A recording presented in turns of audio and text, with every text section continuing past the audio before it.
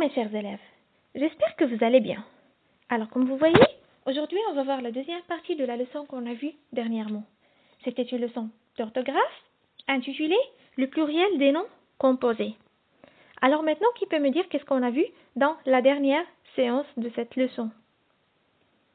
On a vu la définition des noms composés et après comment ils peuvent être formés. Alors on a dit que les noms composés sont formés de 2 ou bien 3 mots, ça dépend, reliés ou non par un trait d'union. Par exemple, on peut trouver des noms composés qui sont reliés par un trait d'union, comme par exemple chou, fleur, presse, argument, ainsi de suite. Par contre, on peut trouver des mots composés qui ne sont pas reliés par un trait d'union, comme une pomme de terre, brosse à dents, ainsi de suite, il y en a plusieurs. On ne peut pas citer tout ce qu'on a.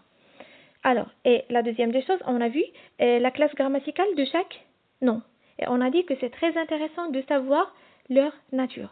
Parce qu'à travers la nature, on va former le pluriel de ces noms. Et on a déjà dit que les noms composés peuvent être formés d'un verbe, par exemple, plus un nom, comme un casse-tête, d'un nom plus un nom, comme par exemple un poisson-chat, un nom plus complément de nom, un adjectif plus un nom, ainsi de suite, et on a plusieurs formes. Ok? Mais l'essentiel, vous devez automatiquement savoir est-ce que c'est un verbe, ou bien c'est un nom, ou bien c'est un adjectif, ou bien un complément de nom, ainsi de suite. Parce que à travers ces natures, vous allez former le pluriel des noms composés. Alors passons à la leçon d'aujourd'hui. Voilà, voici des exemples. Essayez de les lire silencieusement.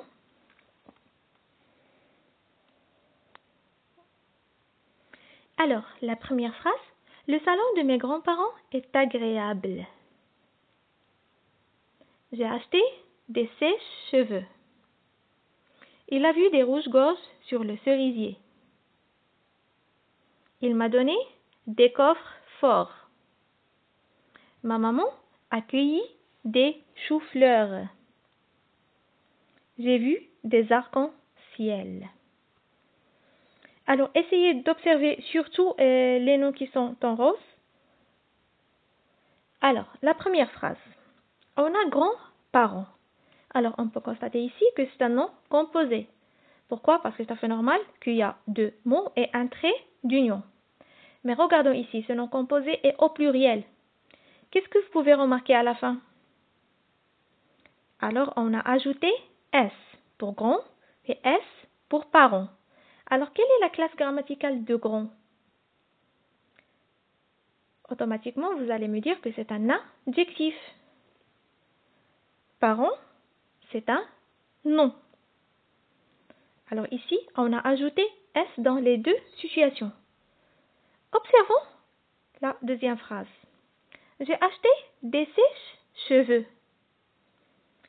Alors sèche, c'est un verbe. Ça vient du sécher.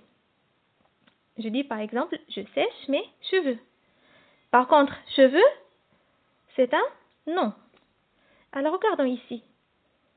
Dans le verbe, on n'a rien ajouté à la fin. Par contre, dans cheveux, qui est un nom, on a ajouté X du pluriel. La troisième phrase. Il a vu des rouges-gorges sur le cerisier.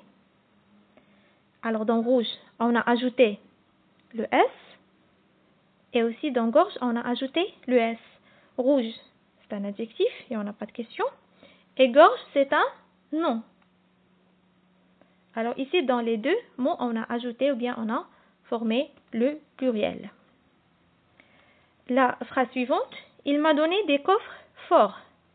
Alors ici, la même chose, on a ajouté S au coffre, c'est un nom.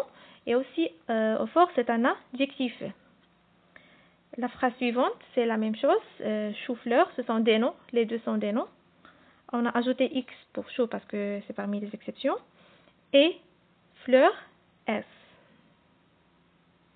J'ai vu des arcs-en-ciel. Alors ici, qu'est-ce que vous pouvez me dire? On a ajouté le S ou juste dans arc. Par contre, en est resté invariable et ciel, on n'a rien ajouté à la fin. Alors, qu'est-ce que vous pouvez remarquer ici, d'après tous ces exemples-là? Quand on forme le pluriel, ou bien quand on ajoute la forme du pluriel, ou bien la marque du pluriel, à votre avis? Regardons ici. Dans tous les noms on a ajouté le S. Dans les noms composés, bien sûr, qui sont reliés par un trait d'union, ou bien où il n'y a pas 3 mots, où il y a 2 mots, on a ajouté le S. Et aussi dans les adjectifs. Par contre, regardons dans le verbe sécher, sèche, cheveux. Alors le verbe ici est resté invariable. On n'a rien ajouté à la fin. Et le dernier exemple, arc-en-ciel, on a ajouté le S juste dans arc. Juste dans le premier mot. Alors maintenant, à travers ces exemples-là et à travers ce qu'on a vu et ce qu'on a dit, vous allez construire la règle. C'est très facile.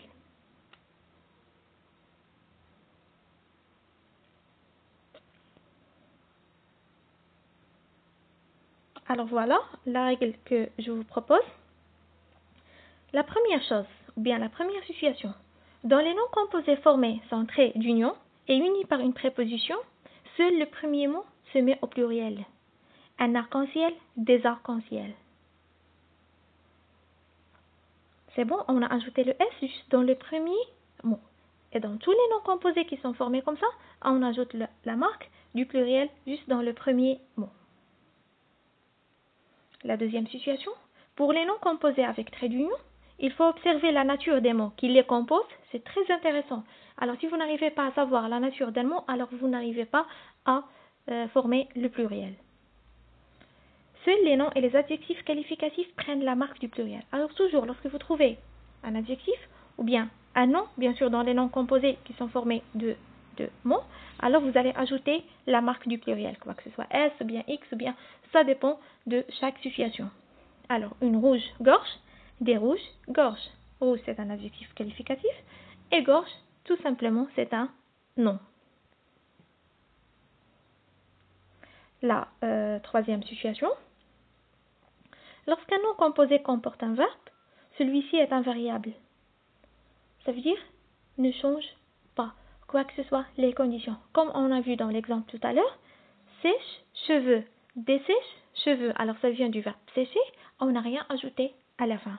Ici, on a un essuie-main, des essuie-mains. Alors puisque ici, essuie, c'est le verbe essuyer, on ne va rien ajouter à la fin parce que c'est un verbe, ça va rester toujours un verbe invariable. Okay?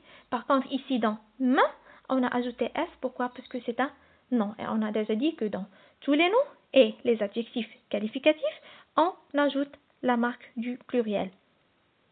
C'est bon? Alors, si tout est clair et net, et si vous n'avez pas de questions, passons à l'exercice. Mais si vous avez des questions, n'hésitez pas à les poser avant de passer à autre chose. Parce que c'est très intéressant, c'est une leçon importante, vous devez la comprendre. Alors voilà, complète le tableau suivant. Alors ici, la question est déjà claire et simple. Vous avez deux colonnes où il y a le singulier et le pluriel. Alors ici, vous allez former le pluriel de ces noms composés, bien sûr. Alors, on a pas mal de noms. Tout simplement, si vous avez compris la leçon, vous n'allez pas trouver des problèmes. Comme j'ai dit tout à l'heure, la première des choses que vous devez faire, vous devez savoir le nom, sa nature, par exemple la nature du premier mot, du deuxième mot, ainsi de suite, et vous allez former le pluriel sans aucun problème. C'est bon? Alors voilà, vous essayez de faire l'exercice, après on va le corriger ensemble. Merci pour votre attention et je vous souhaite un très bon courage. Au revoir.